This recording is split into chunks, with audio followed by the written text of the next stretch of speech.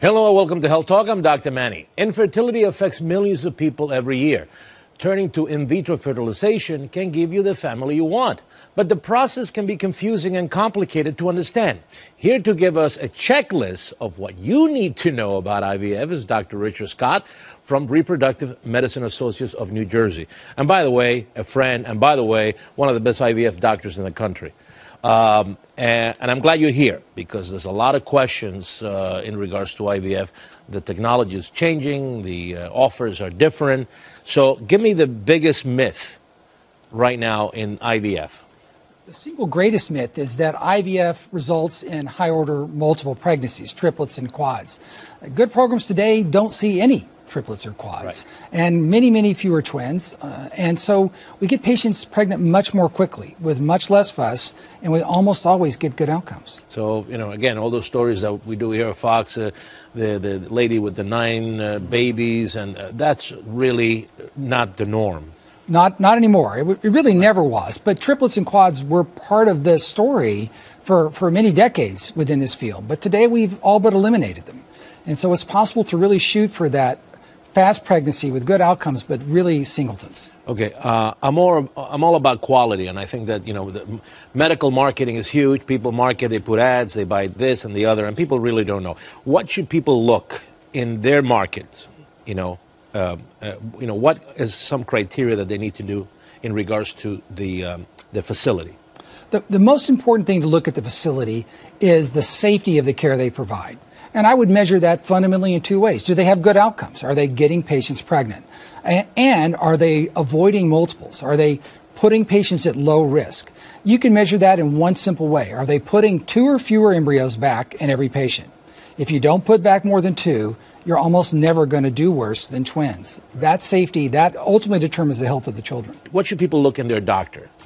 They want their doctor to be a reproductive endocrinologist. Okay. And they want to surround themselves with a great team. Tell folks what that is. What's a reproductive endocrinologist? So, fair enough. A reproductive endocrinologist is an OBGYN who's done 3 additional years of subspecialty training to learn how to care for a variety of disorders, but mainly infertility. They should have a strong background in both the clinical side and the scientific side of infertility, and in particular in vitro fertilization. What questions should you ask the doctor? And so the most important questions to ask your doctor are, how long should I expect to be in treatment? The average patient today, from the first time we see them till they're pregnant, is less than 5 months. This is quick. There's no reason to waste time or energy. Second, how many embryos do you have to transfer? I know I mentioned that, but really we've done so well today that we can focus much more effectively on care that is safe and produces good outcomes. 99% of the complications of treatment relate to multiple gestation. If we can eliminate those, we get better outcomes. So if you need to ask your doctor, how many embryos would you put back in me? And that number should be 1 or 2. Right. When it comes to money, there's always an issue with in vitro fertilization. But now I see more and more, let's say, insurance companies are paying for IVF services. Talk to me about the finances in the field. IVF costs the same today as it did in 1993 when I first met you.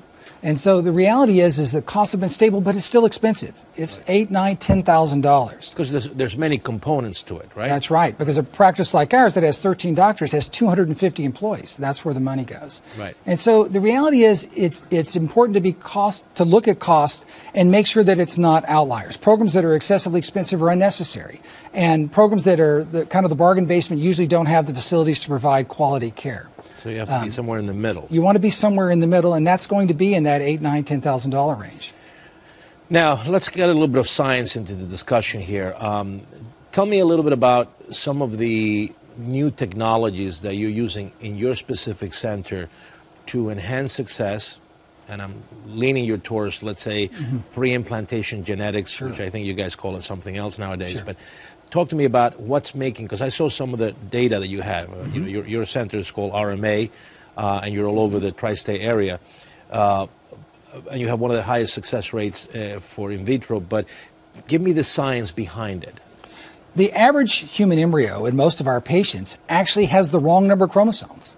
They're not 46 like you and I and the patient themselves. And so those embryos, in fact, look the same in the dish. So when we look at a dish and we look at embryos from 45-year-olds and 25-year-olds, they look the same. And yet 8 or 9 out of 10 of those in the older patient are going to be abnormal, the wrong amount of genetic material.